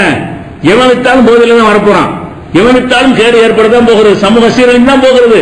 அப்ப சமூகத்தை நாசமாக்கக்கூடிய மதுபானங்களை கூட ஒரு முஸ்லீம் முஸ்லீம் அல்லாதவனை வைத்து விற்கலாம் எழுதினால் இது என்ன, எப்படி நம்ம ஏற்றுக்கொள்வது? இந்த மதுவு தேவையா? அப்ப வகிக்கு அப்பாற்பட்டு போனதுனால இதெல்லாம் எதனால குணம் வருது? இவ்வளவு தைரியமா உணர்ந்ததுக்கு என்ன காரணம்? ஒரு அடிப்படை உள்ளத்துல இல்ல. வகிதானே மார்க்கம், இதுக்கு ஒரு வகியும் இல்லையே, இப்ப நம்ம சொல்லக்கூடாது. அபூ ஹனீஃபா பேர்ல இருக்குது, அபூ ஹனீஃபா சொல்லி இருக்கட்டுமே, நம்ம எப்படி அப்படி நினைக்கணுமா இல்லையா? இதுக்கு எப்படி வகி இருக்கும்? இது எப்படி ரசூலுல்லாஹ் வந்து அனுமதிச்சிருப்பாங்க? அனுமதிச்ச ஆதரவு இல்லையே அப்படின்னு சிந்திக்காமல் அவங்க நாசமா போனது என்ன காரணமா இருக்குன்னு சொன்னா வகி அல்லாது மார்க்கம் என்று நினைப்பதுதான் அந்த காரணமா இருக்கிறது. இது ஹிதாயாங்கிற நூலுடைய விரிவுரையில 6வது பக்கத்துல 439 இருக்கிறது. அதே மாதிரி சாதாரணமா உலகத்தில் எல்லாரும் ஒத்துக்கொண்ட ஒரு நீதி, இஸ்லாத்திலே உள்ள ஒரு நீதி என்னன்னு கேட்டா, எந்த ஒரு பொருட்கள் வாங்கல் எதுவா இருந்தாலும் மனம் வந்து கொடுக்கிறோம் நமக்கு செல்லும். இறுதி ஹஜ்ஜில் அதே ரசூலுல்லாஹ் சொன்னாங்க, அடுத்தவனுடைய பொருள் எது உங்களுக்கு ஹராம் அவனா மனமோந்து உங்களுக்கு தந்தாலே தவிர என்று சொன்னாங்க. மகர கூட கட்டாயம் கொடுக்கணும், அந்த பெண்ணாக மனமோந்து உங்களுக்கு விட்டு தந்தார்களே ஆனால் நீங்கள் சாப்பிடுங்கள், இப்படித்தான் நமக்கு இப்படித்தான் ஹலால் ஆகும் அடுத்தவனுடைய. அதே மாதிரி ஒருத்தனுக்கு ஒரு மனைவியோட வாழ்ந்துட்டு இருக்கிறான், அவனுக்கு வெறுப்பு வேணான்னு டைவர்ஸ் பண்ணான்னா அது ஓகே சொல்லும். ஆனா இது கட்டாயப்படுத்தி செஞ்சா கத்தியை வச்சுட்டா முன்னாடி தலாக்குன்னு சொல்லும், சொல்லுங்க கொண்டு விடுவான். அவன் என்ன செய்யறான்? கத்திக்கு போயிட்டு தலாக் தலாக் எங்கேயா சொன்ன முத்தல காயமே தலாக் தலாக் தலாக்குன்ட்டான், சொல்லும் சொல்லி வைக்கிறாங்க. அப்ப யாராவது கெடுத்து நினைச்சோம்னா அவரை கூட்டிட்டு போய் என்ன செய்ய வேண்டியது? கத்தியை கழுத்துல வச்சு தலாக் தலாக்குன்னு சொன்னா பொண்டாடியே பிரிஞ்சிடும், முடிஞ்சு வச்சுக்காத. அதே மாதிரி ஒரு பொருளை வச்சிருக்கான், இது 50 ரூபாய்க்கு தாங்கணும், தரமாட்டேன், 50 ரூபாய் தர இந்தாங்க, இது ஹலால். அதாவது கட்டாயப்படுத்தி செய்யற பொருட்கள் வாங்கல், கட்டாயப்படுத்தி செய்யக்கூடிய நிக்காஹ், கட்டாயப்படுத்தி செய்யக்கூடிய தலாக்கு, இதுகள் எல்லாம் கூடும், இது செல்லும், அனைவருடைய கிதாபுல செல்லும் என்று எழுதி வைத்திருக்கிறார்கள். எப்படி செய்யறாங்க? அதாவது 10 விஷயங்களாம், 10 விஷயங்கள் கட்டாயப்படுத்தினாலும் அது செல்லத்தக்கதுதான். ஒன்னு நிக்காஹ், ஒன்னு என்ன? ஃபர்ஸ்ட் என்ன? கல்யாணம். கல்யாணம் அந்த பொண்ணு வேணவே வேணாங்குது, இந்த மாப்பிள்ளைய வச்சு என்ன செய்யறது? ஒத்துக்க சொல்லு, ஒத்துக்கிறேன், கல்யாணம் சொல்லணும். அப்ப ரசூலுல்லாஹ் நம்ம ஒரு பெண்ணு சொன்னாங்களே, என் தகப்பனார் கல்யாணம் பண்ணி வச்சுட்டாரு, எனக்கு பிடிக்கல, என்னை கேட்கவும் இல்லை அப்படின்னு சொன்னவங்க பிடிக்கல, கேட்கலையா, ரத்து செஞ்சிடறாங்க. அப்ப கல்யாணம் இல்லை, ஓடுட்டாங்க. அப்ப கட்டாயப்படுத்தினா செல்லாதுன்னு வகி சொல்லுது. இவன் கட்டாயப்படுத்தி கல்யாணம் பண்ணலாம்ங்கிறான். அப்ப ஒரு பொண்ணு தூக்கிட்டு போய் என்ன செய்யலாம், கல்யாணம் பண்ணலாம். ஒரு பையனை கூட தூக்கிட்டு போய் என்ன செய்யலாம், அவன் பணக்கார பையனா இருக்கிறான், ஒரு ஏழை வீட்டு பொண்ணு கடத்திட்டு போயிட்டா கல்யாணம் பண்ணு, 2 சாட்சி தான் இருக்காங்க, நான் தான் பள்ளி, அவன் என்ன செய்யறான், அதை ஏற்றுக்கொண்டு புதுசு முன்னாடி ஆயிடுவாங்க. இது செல்லுமா இஸ்லாமிய ஆட்சி, நீங்க கையில் இஸ்லாமிய ஆட்சி இருந்து இந்த சட்டம் நடைமுறையில் இருந்தா என்ன ஆயிரு செல்லும்ன்றாங்க. அப்ப நிக்காகும் செல்லுமா, தலாக்கும் செல்லுமா இந்த மாதிரி கட்டாயப்படுத்துறது? அது மாதிரி லிஹாரை தாக்கு அடிமை வச்சிருக்கான், டேய் விடுதலை செய்யறா, விடுதலை, கத்திக்கு பயந்துக்கிட்டு துப்பாக்கி பயந்துக்கிட்டு அது விடுதலை ஆயிருமா? அதே மாதிரி நேர்ச்சை சத்தியம் இதெல்லாம் அவனா செஞ்சா தான் நேர்ச்சை ஆகும். நேர்ச்சை செய்யும், ஒரு ஆடு இருப்பான் நேர்ச்சி செய்யறே இல்லைப்பா, அவன் இல்லாதான் இருப்பான், சரி அல்லாவுக்கு அவன் நேர்ச்சி செய்யற அறுவாளுக்கு பயந்து சொல்றான், இது அவன் நேர்ச்சி கண்டிப்பா கடமையாயிருமா அவனுக்கு? இப்படி அவனா எழுதுவானா? உலகத்தில் எந்த நாட்டிலையும் செல்லாது. இது எந்த ஒரு நாட்டிலையும் மற்ற நாடுகளில் சட்டம் வச்சுக்கிறாங்கல்ல, என்னை கம்பல் பண்ணி செஞ்சார்கள். எத்தனை கேஸ்ல 25 வருஷம் ஒருத்தனோட வாழ்ந்துட்டு ஒரு பொம்பளை போய் என்னை கட்டாயப்படுத்தி அதை ஏத்துக்கிறாங்க. 25 வருஷம் கட்டாயப்படுத்த இயலாது. ஒரு பெண்ணு 25 வருஷம் ஒருத்தனோட வாழ்ந்துட்டு என்னை கற்பழிச்சுட்டான் 25 வருஷமாங்கிறா, அதை ஏத்துக்கிட்டாங்க. ஓட்டு 25 வருஷமா நடத்திட்டு இருப்பா, 10 தான் சொல்லணும், அதை ஏத்துக்கிறாங்க. கட்டாயப்படுத்தினாங்கிறது ரீசனே இல்ல, அதை ஏத்துக்கிட்டு இவன் கற்பழித்து விட்டாண்டு தண்டிக்கிற உலகத்துல இவன் என்ன பண்றாங்க, கட்டாயப்படுத்தினா எல்லாம் கூடுங்கிறாங்க. அப்ப கட்டாயப்படுத்தி கட்டாய கல்யாணம் கட்டாய தலாக்குன்னா உலகத்தில் யாரு என்ன செய்ய முடியும்? பக்கத்துல பெரிய வீடு வச்சுக்கிறாங்க, தேவையா இருக்குது, அது என்ன செய்யறது? 1000 ரூபாய்க்கு தரையா கொண்டு வந்து சொன்னா தரேன்றான், ஏன் சொத்தாயிரும்? பக்கத்து வீட்டு சொத்தை சொந்தாக்கலாமா இல்லையா? அப்ப நம்முடைய சொத்தாக்குவதா இருந்தாலும் என்ன செய்ய வேண்டியதில்லை, அவன் மனவோன்னு தர வேண்டியதில்லை. கட்டாயப்படுத்தின ஓசையை கூட தருவான்ல, சும்மா கேட்டா தரமாட்ட ரேட்டு பேசிட்டு இருப்பான். கொலை பண்ணிடுவேன்னா உன்னைய கொண்டுருவோம், பொண்டாட்டி கொண்டுருவோம், பிள்ளைய கொண்டுருவோம், என்ன செய்வான்? இல்லங்க நீ எடுத்துக்கோங்க, இது தாங்க, இது ஹலாலாம், இந்த வியாபாரம் செல்லுமா? இந்த மாதிரி நமக்கு தேவையா? இதுக்கு பொருள் இருந்திருப்போங்கடா நீங்க, இதுக்கு அது பரவாயில்லை. அவங்க இப்படி சொல்ல காணாம இப்படியான ஒரு மார்க்கத்தில் இருக்கிற அந்த மதுகபில் இருக்கிறது பதிலா அதுல கும்புற கூட இதெல்லாம் இல்லையே, அவங்க கூட சொல்ல மாட்டேங்கிறான. இவ்வளவு கேவலமான முறையில் ஹராமா சம்பாதிக்கிறதுக்கு, ஹராமான முறையில் பொருட்கள் வாங்கல் ஆக்குவதற்கு, ஹராமான முறையில் நிக்காக செய்வதற்கு எப்படி எல்லாம் சட்டம் போட்டு வைத்திருக்கிறார்கள். இதை நம்ம பார்க்கிறோம், கட்டாயப்படுத்துறது செல்லும்னு சொல்லி. அதே மாதிரி ஓடுற தண்ணியில எந்த சட்டம் கிடையாது. தண்ணி சுத்தமானதெல்லாம் பாக்குறோம்ல, அதெல்லாம் ஒரு செம்பு தண்ணி ஒரு வாலி தண்ணியா இருந்தா என்ன செய்வோம், ஓடுறத அதுல ஒரு அசிங்கம் இருக்கு, கலர் மாறி போச்சு, வாடை வருதுன்னா அதை தவிர்த்துருவோம். ஓடுற ஆத்துல ஓடுறது இல்ல, அதுல ஏதாவது பாக்குறோமா? எல்லாம் குளிச்சுட்டு தான் வரோம். அங்கிட்டு பணத்தை போடுவான், அங்கிட்டு பணத்தை சாம்பலை போடுவான், அதுக்கு மலைகளும் கழிப்பான், அதுலயே கழிப்பான், அதுல கடுமா ஒருத்தன் என்னென்னமோ குளிப்பான், அதுலயே அதெல்லாம் கடந்து தண்ணி வரும். ஏதோ ஒரு படித்துறையில் அங்க ஏதாவது பண்ணிட்டு இருப்போம், நம்ம நம்மளை கடந்தது வரும், அதுல போய் குளிப்போம், அதுல போய் வாய்ப்பு குளிப்போம், அது போய் எல்லாமே செய்யறோம். இது உலகம் பூரா தவறுன்னு எடுத்துக்கொள்வதில்லை, இஸ்லாத்துல இல்ல. ஓடுகிற தண்ணீர்ல போய் என்ன செய்யக்கூடாது, இதெல்லாம் பார்க்கணும். நதி மூலம் பார்க்க கூடாங்கிறாங்கல்ல, நதிக்கு மூலம் பாத்தீங்கன்னா எங்கேயோ ஒண்ணுமே யூஸ் பண்ண முடியாது. நதி எங்க இருந்து வந்துச்சு, என்னென்ன அதுல கலந்து இருக்குது, அதெல்லாம் பார்க்க கூடாதுன்னு வச்சிருக்காங்க, சட்டம் வச்சிருக்காங்க. இஸ்லாத்துக்கு வைக்கலாம். ஓடுற தண்ணீர்ல என்ன செய்ய மாட்டோம், சட்டமா கூட. இவங்க என்ன செய்யறாங்கன்னா அப்படி சொல்லிட்டு விட்ட மக்களுக்கு விளங்கும்ல, ஓடுறதுக்கு விளக்கம் சொல்றாங்க. ஓடுற தண்ணி தான் என்ன, இது எதுக்கே சொன்னது, ஓடுற தண்ணி என்பது ஜாஸ்தியா இருக்கும், புதுசு புதுசா தண்ணி வந்து கொண்டே இருக்கும். ஓடுகிற தண்ணீர் என்று சொன்னாலேயே அந்த பழைய தண்ணி போய்கிட்டே இருக்கும், புதுசாக உற்பத்தியாகி பனிக்கட்டுகள் கரைந்து அது கொட்டிக்கிட்டு இருக்கு. அதனால ஓடுற தண்ணிங்கிறது. ஆறுகள் என்று சொன்னாலே என்னது, பெரிய பெரிய மலைகள்ல பனிப்பாறைகள் அப்படி என்ன செய்யும், உருகி போய் கிடக்கும். அந்த பனிப்பாறைகள் உருகிய தண்ணீரா வடிகிறது தான் என்ன செய்யறது, சுத்தமான தண்ணீரா கீழே இறங்கி அது ஓடுறது ஆறாக இருக்கும். சில நேரங்களில் மழை பெய்யும் பொழுது அதுவும் ஆத்துல சேர்ந்து கொள்ளும். எப்பவும் உள்ளது என்னன்னு கேட்ட, இந்த பனிகள் உருகி இமயமலையில ஊற தண்ணி எல்லாம் ஆறாதான போயிட்டு இருக்கிறது, இதுதான் தண்ணி. அதனால ஓடுற தண்ணி சுத்தம் எல்லாம் அப்படின்னு வச்சிருக்காங்க. இது ஏற்றுக்கொள்ளத்தக்க ஒரு நியதி. இவன் என்ன பண்றான்னு கேட்டா, ஓடுற தண்ணிக்கு ஒரு ஆட்டை கொடுத்து, நீ ஒரு குழாயை கொடுத்து, நீ இந்த பக்கம் தண்ணி ஊத்து, நான் அந்த பக்கம் ஓடுற தண்ணி ஆக்குறாங்க. ஒரு குழாயில ஒரு டப்பா தண்ணி தான் எடுத்துக்கிட்டு ஒரு டப்பா தண்ணியை ஓடுற தண்ணி ஆக்கலாமா, எழுதிருக்கிறேன். எப்படியா, அந்த சைடுல ஒருத்தர் நண்பரை நிப்பாட்டி வச்சிருந்தோமா, ஒரு செம்பை கொடுத்து, இந்த சைடுல என்ன செய்யணுமா, ஒழு செஞ்சு இந்த பைப்புலயே விடணுமா, ஓடுற தண்ணியை போச்சுல, அந்த தண்ணி எடுத்து அடுத்த ஒழு செய்யலாமா. என்னடான்னு கேட்டா, ஓடுற தண்ணி இதை ஓடுற தண்ணி. ஓடுகிற தண்ணீருக்கு எதுக்கு மார்க்கத்தில் சட்டம் சொன்னாங்க? ஓடுகிற தண்ணீர் என்கிற விஷயம் உங்களுக்கு எல்லாருக்கும் புரியுத, அது இவங்களுக்கு புரியலன்னா இவங்க எங்க சொல்றது, எப்படி சிந்திச்சிருப்பாங்க ஒவ்வொரு விஷயத்தையும், ஒவ்வொரு மசாலாவும் எப்படி ஆராய்ச்சி பண்ணிருப்பாங்க. அது மாதிரி ஓடுற தண்ணி என்பதற்கு இப்படி எல்லாம் விளக்கம் கொடுத்திருக்கிறார்கள். துருல் முக்தார்ல 1வது அத்தியாயத்தில் 188ஆம் பக்கத்தில் இருக்குது. அதே மாதிரி ஒரு ஆள் நோயாளியா போயிட்டார். நோயாளியா போனா நோய் விசாரிக்க போறது சுண்ணத்து இருக்கிறது. விசாரிக்க போயிட்டு எல்லாம் உங்களுக்கு குணமாக்கணும்னாக அப்படின்னு சொல்லி அவர் டிஸ்டர்ப் இல்லாம இருந்தா தான். டாக்டர்கள் யாரும் பார்க்க கூடாது, இன்ஃபெக்ஷன் ஆயிரும், மத்தவங்க பாத்தீங்கன்னா அவங்களுக்கு நோய் முத்தி போயிரும், அப்ப தவிர்த்து கொள்ளணும். சாதாரண ஒரு நிலையை காய்ச்சல் வைத்த வழி இதெல்லாம் இன்ஃபெக்ஷன்லாம் வராது. சாதாரண ஒரு நோயா இருந்தாருன்னு சொன்னா ஒரு ஆபரேஷன் பண்ணியிருந்தாருன்னா பாக்குறது கேட்டு தான் போகணும். ஏன்னா அவருக்கு பாதிப்பு ஏற்படுங்கிற வகையில அது சிந்திக்கிற ஒரு கடமை நமக்கு இருக்கிறது, சாதாரணமா இருக்குது. என்ன செய்யறாங்கன்னு கேட்டா, இந்த புதன்கிழமை நோய் விசாரிக்க போறதுனால கேடு வருதுன்னு மக்கள்லாம் சொல்றாங்க. அப்படி இருக்குமானால் புதன்கிழமை நோயாளி விசாரிக்காதீங்க. எப்படி புதன்கிழமை நோய் விசாரிக்க போனா கேடு வருமா? அப்படி மார்க்கத்தில் இருக்கா? ஒரு நோயாளியை போய் புதன்கிழமை விசாரிச்சுன்னு வைங்களேன், அவனுக்கு ஏதாவது ஏற்பட்டுருமா? அப்படி ஏற்படுவதை பார்க்கிறான் அவன் அனுபவத்தில். இப்படி பார்க்கிற காரணத்தினால் புதன்கிழமை அன்னைக்கு நோய் விசாரிக்க போவாதீங்க. அப்ப புதன்கிழமை ஒருத்தவங்க நோய் வாய்ப்பட்டா கொண்டாடிக்கு நோய் ஆனா வீட்டுக்கு ஓடி போயிடணும், விசாரிக்க கூடாது. புதன்கிழமைக்கு நோய் விசாரிக்க கூடாதுங்கிறது இந்த 4 நட்சத்திரம் சகுனம் சடங்கெல்லாம் இல்லைன்னு சொல்ற ஒரு மார்க்கத்தில் இப்படி சிந்தனை வருமா? அப்படி 4 கிருக்கம் சொன்னாலும் புதன்கிழமைக்கு நோய்வாய் விசாரிச்சாங்க, என்னமோ ஏற்பட்டுச்சுன்னு சொன்னா அட ஏற்படாம இந்த இடத்துல 4 பேர் போயிருக்கான்னு சொல்லணுமா இல்லையா? வியாழக்கிழமைக்கு நடக்கும்டான்னு சொல்லணும்ல. இஸ்லாத்தினுடைய அடிப்படை அதானே.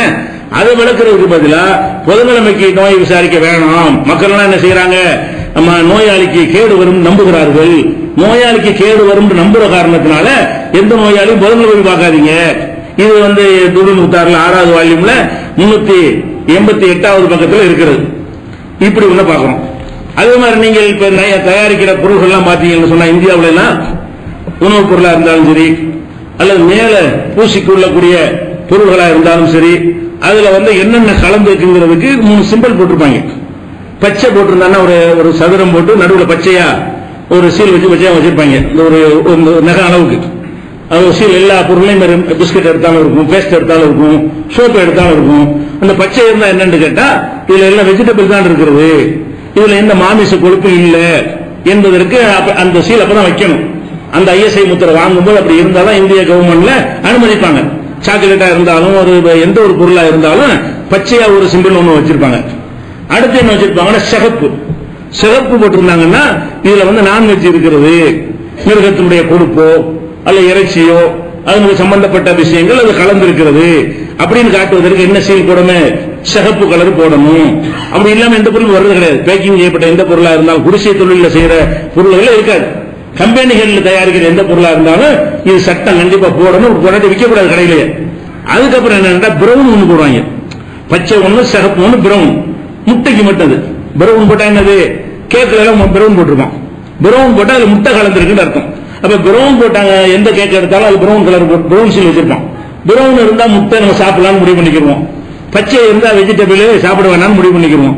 ரெட்டு இருந்துச்சுன்னு சொன்னா இவன் என்ன ஹலாலான பொருளை போட்டானா, ஆட்டையே போட்டா கூட அறுத்து போட்டானா அரிசி போட்டானு தெரியாது. அப்ப அதை நம்ம சாப்பிடுறதா இல்லையாங்கிறது டவுட் ஆகி போயிருது, ஹலால் நம்ம சொல்ல முடியாது. அப்ப சிறப்பா இருக்கிற தவிர்த்துக்கிறோம்னு வச்சுக்கிறோம். இது இப்ப எல்லாரும் விளங்கி அது நம்மள அமல்படுத்திக் கொண்டு இருக்கிறோம். எல்லா முஸ்லீம்களும் என்ன செய்யறாங்க, சிறப்பு போட்ட வேணான்றாங்க.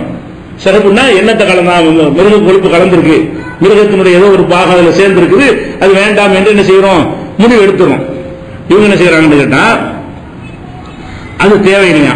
எப்படி சோப்பு தயாரிக்கிறாங்கல்ல, சோப்பு தயாரிக்கிறதுல அந்த கரைசல் சோப்பு காய்ச்சிட்டு இருக்கிறாங்க.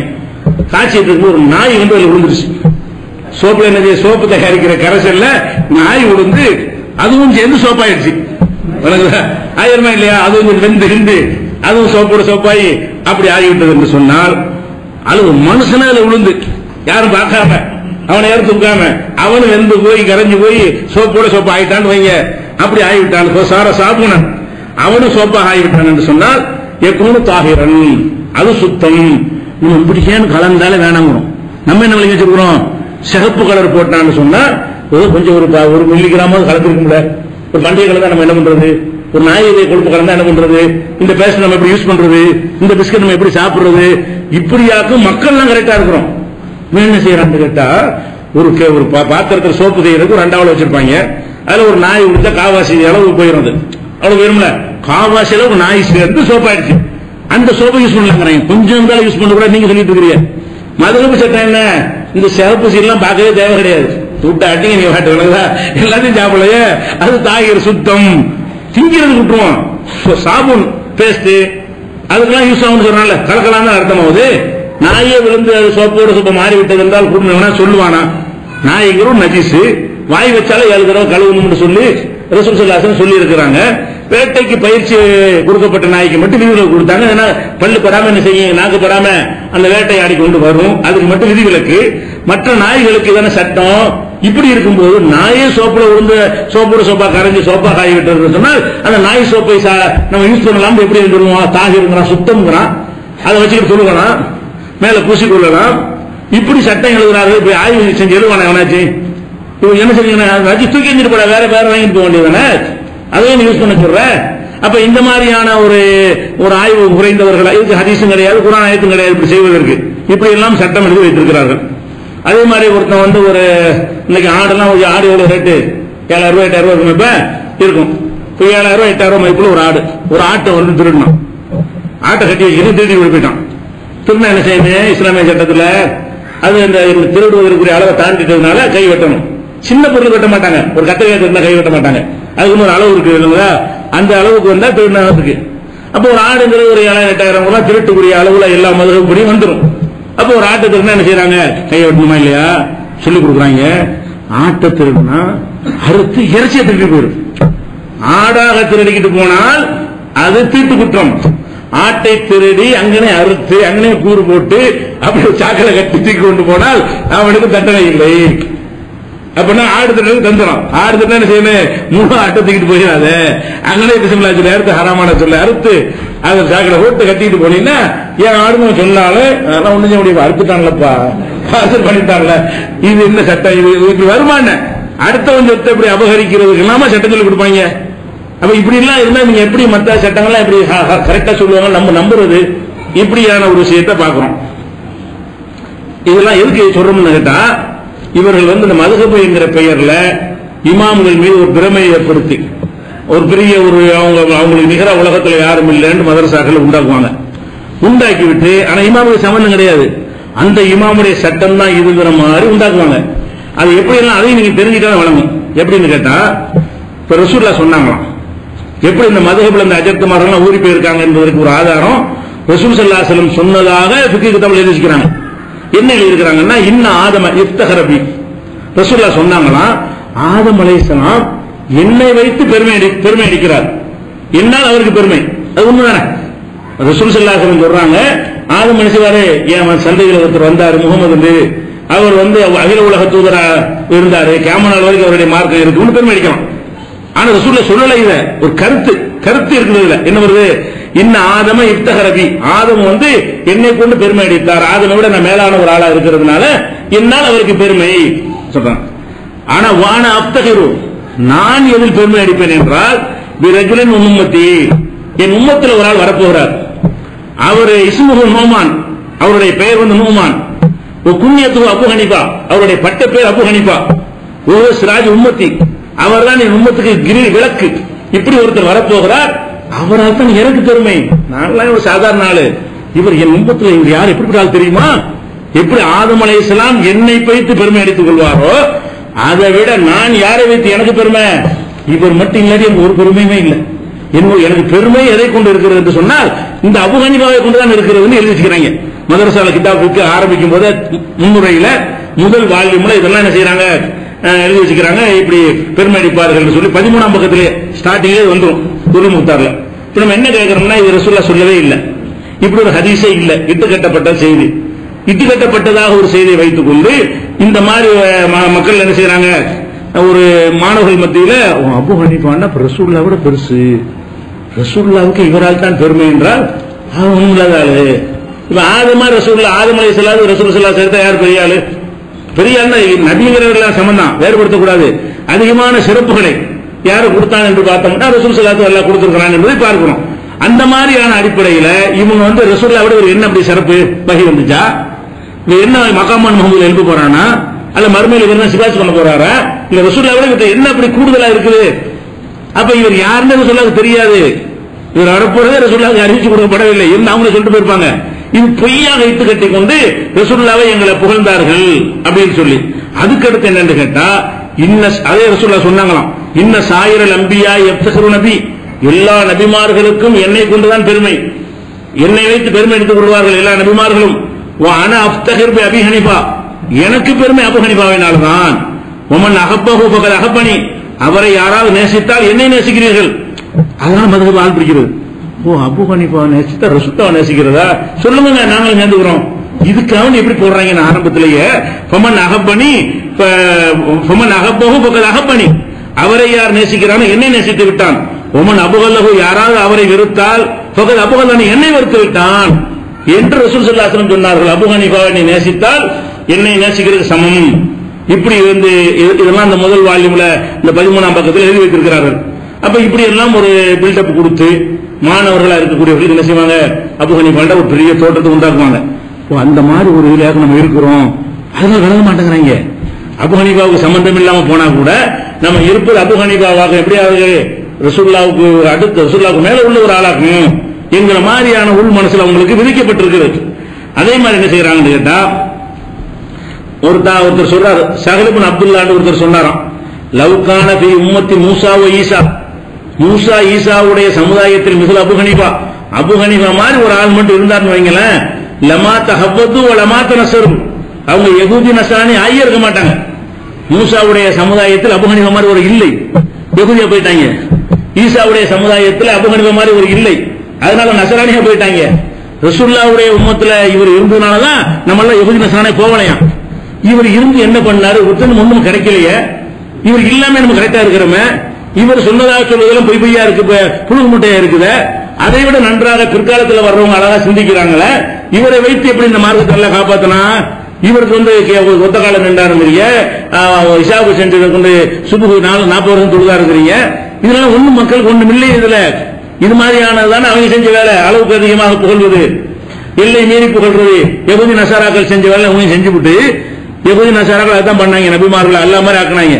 இவங்க அல்லா மாதிரி ஆக்கிட்டு என்ன செய்யறாங்க, இவர் மட்டும் இல்லைன்னா இந்த சமுதாயம் அம்பட்டு பேர் யஹூதியா போயிருப்போம். நம்ம இவர் வந்ததுனால நம்மள யஹூதி ஆகலையாம், இவர் வந்ததுனால நஸ்ரானியா போகலாம், இல்லாட்டி நினைஞ்சிருப்போமா நம்மளும் யஹூதி நஸ்ரானியா ஆயிருப்போமா என்றெல்லாம் எழுதி அதே புக்ல 13வது வால்யூம்ல எழுதி வச்சுக்கிறார்கள். அதே மாதிரி கஜ்ஜால அல்லாஹுல் ஹுக்ம லி அஸ்ஹாபிஹி வ அத்பாஹி மின் ஸமனிஹி இலா ஹாதிஹில் அய்யாம், அவருடைய காலம் முதல் இன்று வரைக்கும் அவருடைய தோழர்களுக்கு தான் அல்லாஹ் வந்து அதிகாரத்தை பவரை கொடுத்திருக்கிறான், ஃபத்வா கொடுக்கிற பவரை கொடுத்திருக்கிறான்.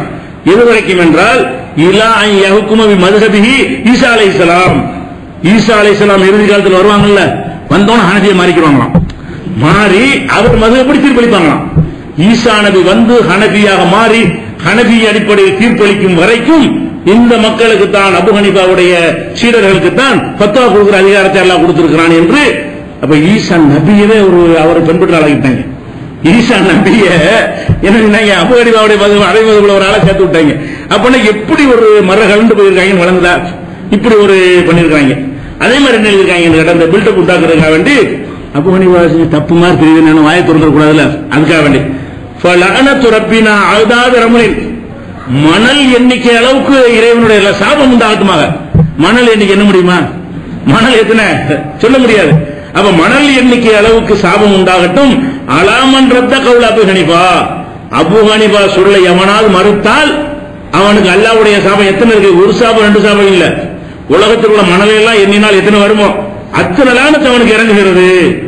எப்படி வாய திறப்பாங்க, இந்த ஹஜரத் மாரும் ஏன் வரமாட்டேன்னு விளங்குதா? இப்ப நம்ம ஏதாவது ஹனஃபி விட்டு போனோம்னு சொன்னா மணல் அளவுக்கு லானத்து இறங்கிறோம். அப்படி சின்ன வயசுலயே 10 வயசுல மதத்தில் சேர்த்து போறாங்கல்ல, 10 வருஷத்துக்கு மூணு செலவு பண்ணி பண்ணி பண்ணி அபு ஹனீஃபா பார்த்தா ரசூலுல்லாஹ்வுக்கு மேல அவர் தான் மார்க்கத்தை காப்பாத்தினாரு. இப்படியே உண்டாகின காரணத்தினால்தான் அவர்கள் வந்து சிந்திக்க தவறுகிறார்கள் என்று பார்க்கணும். இதெல்லாம் வந்து ஹனஃபி மதுஹபில் உள்ள ஒரு நிலைப்பாடு. இன்னும் சொல்ல போனா இந்த அஜர்த்துமார்கள் அவங்களுக்காக வேண்டி என்ன செய்வாங்க, நிறைய சட்டத்திட்டங்கள்லாம் உண்டாக்கிடுவாங்க. எப்படி உண்டாக்கிடுவாங்க அதையும் பாருங்க, தெரிஞ்சுட்டா நல்லா இருக்கும். அதாவது ஒரு அஜர்த் இருந்தாராம், அவர் பாடம் நடத்திட்டு இருந்தாராம் பள்ளிவாசல்ல. பாடம் நடத்திட்டு இருக்கும்போது எந்த செஞ்சு உட்கார்றாராம்.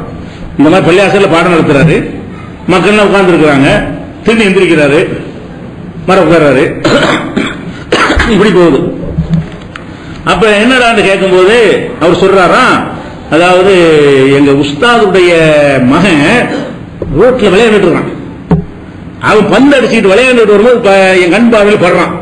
அப்ப உஸ்தாது மகனை பார்க்கும்போது நான் வந்து உட்காந்துருக்க முடியுமா? அதனால நான் எந்திரிக்கிறேன். என்னுடைய அந்த உஸ்தாதுடைய பையன் மதரசால படிக்காம சேட்டை பண்றான்னு கண்டிக்கிறதுக்கு பதிலா இவங்க எல்லாம் படிச்சுட்டு இருக்கிறாங்க. அவன் வந்து விளையாண்டு படிக்காம இவன் என்ன செய்யறான்னு கேட்டா எந்த செஞ்சு உட்கார்ந்து சொன்னால் உஸ்தாதுடைய பையன் விளையாடி கொண்டிருக்கிறான். இந்த பள்ளிவாசல் வாசல் வழியா வரும்போது எனக்கு தென்படுகிறது. நான் நின்று கொள்கிறேன். அவன் நமந்து போன உட்கார்ந்துடுறேன். மறுபடியும் நான் நின்று கொள்றேன்னு சொல்லி சொன்னாராம். யாரு? ஒரு பெரிய யார் அவர்னா புர்ஹானுதீன். அவர் சொல்றாரு, புர்ஹானுதீன் என்பவர் சொல்றாரு. இது மாதிரி சொல்லி செஞ்சாங்க. அதனால உஸ்தாதுக்கு கண்ணியம் இப்படி கண்ணியப்படுத்தணுமாங்க உஸ்தாத. இவங்க இப்படி பில்டப் பண்றது, உஸ்தாது சொன்னாலும் அதை அப்படி ஏத்துக்கிறோம், எதிர்கேள்வி கேட்கக்கூடாதுன்னு உருவாக்குனதுனாலதான் இந்த மாதிரி சட்டத்தை கேட்கும்போது வாய மூடிட்டு இருப்பாங்க. நம்மளுக்கு உறுத்தலா இருக்கும், கேள்விக்கு பயமா இருக்கும். ஏன் மணல் எண்ணிக்கைக்கு லானத்து வந்துட்டு என்ன பண்றது? அப்படித்தானே பயம் காட்டி வச்சிருந்தாங்க. கேள்வி தவறு மாதிரி தெரியும், ஆனா வாயை திறக்க முடியும். உஸ்தாது பையனை இப்படி கண்ணியப்படுத்தணும் இருக்கு, உஸ்தாது கண்ணியப்படுத்தணும் இருக்கிறது. இதெல்லாம் சொல்லி இன்னும் சொல்ல போனா அலி சொன்னார்களாம், ஆனா அப்துமன் அல்லமணி ஹர்பன் வாயிரன், ஒரு எழுத்தை எனக்கு யாராவது கற்றுத்தந்தால் அவனுக்கு நான் அடிமை. அலி சொன்னாராம். இன்ஷா அவன் விரும்பினால் வித்தரட்டும், போய் அடிமை சந்திரன் வித்தரட்டும். இன்ஷா இஸ்தரக்க விரும்பினால் அடிமையை வைத்துக் கொள்ளட்டும். அப்ப ஒரு எழுத்தை கற்றுத்தந்தா யார் பாணினா அடிமை நல்லா விளங்க, உனக்கு எவ்வளவு கற்றுத்தர்றேன். அஜத்துமாரி சொல்லுவாங்க பாடத்துல, தாலீமுல் முத்தாலிம் கிதாபுக்கு பேரு. இதை படிச்சது மாணவர்கள் எப்படி நடக்கணும் சொல்லக்கூடிய புஸ்தகம். அந்த புஸ்தகத்துல சொல்லி என்ன செய்யறது, ஒரு எழுத்து படித்து தந்தாலும் என்னது அடிமை. நீங்க 50 பேர் எனக்கு அடிமை ஞாபகம் வச்சுக்கிறீங்க. அஜத் சொல்லுவார், இப்படி எழுத்து கேட்க கூடாது. நான் நினைச்ச உங்களை வித்து போடலாம், இஸ்லாமிய ஆட்சி இல்ல அதனால விற்க முடியல. இஸ்லாமிய ஆட்சி இருந்தா ஒரு எழுத்து கற்று தந்தா உங்களை வித்து போட வேண்டும். நம்ம என்ன செய்வோம், நம்ம அடிமையாக பிறந்துட்டோம் அப்படித்தானே வர்றேன். இயற்கையாக இந்த மாதிரியாக வந்து மன ரீதியாக என்ன செய்வாங்க, மாத்திருவாங்க. அதே மாதிரி மல்லிமை இப்படி கண்ணியப்படுத்தணும்னா அவர் போயிட்டு இருந்தா அவர் முன்னாடி கடந்து அவசரத்திற்கு போதானே செய்வான். பாப்பா ஆஸ்பத்திரியில் இருப்பாங்க, அச்சத்தை நடந்து போயிட்டு இருப்பாரு. நம்ம டூர்ல வேகமா போதானே செய்வோம், நின்றுணுமா. அவர் போற வரைக்கும் நின்று அவர் பின்னாடியே போய் பாப்பா போத்தா போன ஆஸ்பத்திரிக்கு பார்க்கணுமா. எப்படி இருக்குது அல்லாஹ் எம்சி அமாமகு, அவருக்கு முன்னால் நடக்கக்கூடாது. ஒலா எதிர்த்து மக்கானகு, அவர் உட்கார்ந்தால் நம்ம உட்கார்ந்துடக்கூடாது. ஒலா எப்தனை பில் கலாமி, இந்த அவர்கிட்ட நம்ம பேச்ச அவரை கேட்டதை பதில் சொல்லணும், நம்மளால என்ன செய்யக்கூடாது, அவர்கிட்ட பேசிவிடக்கூடாது. அது மாதிரி எக்ஸுல் கலாம இந்த அவர்கிட்ட பேச்சை வந்து அதிகமா பேசக்கூடாது. இப்படி எல்லாம் சொல்லி ஒரு பில்டப் கொடுத்து வச்சிருக்காங்க அஜத்துமார்களுக்கு. அந்த ஒரு அடிப்படையில் தான் அப்படி வார்த்தெடுக்கப்பட்டவர்களாகத்தான் அந்த உலமாசு காபி ரூத்தெல்லாம் கொடுக்குறாங்கல்ல, ஒன்றும் வெள்ளமில்ல, அப்படி வார்த்தெடுக்கப்பட்டிருக்கிறாங்க, அப்படி மூளை செலவு செய்யப்பட்டிருக்கிறார்கள். அவர் எந்த சிந்தனையும் வேலை செய்யாது. அதன் காரணமாக இது மாதிரி செய்கிறார்கள் என்பதை நீங்கள் புரிந்து கொள்ள வேண்டும். அடுத்து ஷாஃபி மதுஹப் இருக்கிறது, இதெல்லாம் ஹனஃபி தான் பார்த்துக்கிறோம். ஷாஃபி மதுஹப்ல உள்ள கிறுக்குத்தனங்களை நம்ம அவங்களும் இருக்காங்க, 15% இருப்பாங்கல்ல தமிழ்நாட்டில், அதையும் நம்ம வந்து தெளிவுபடுத்த வேண்டியிருக்கு. நாளைக்கு பார்க்கலாம்.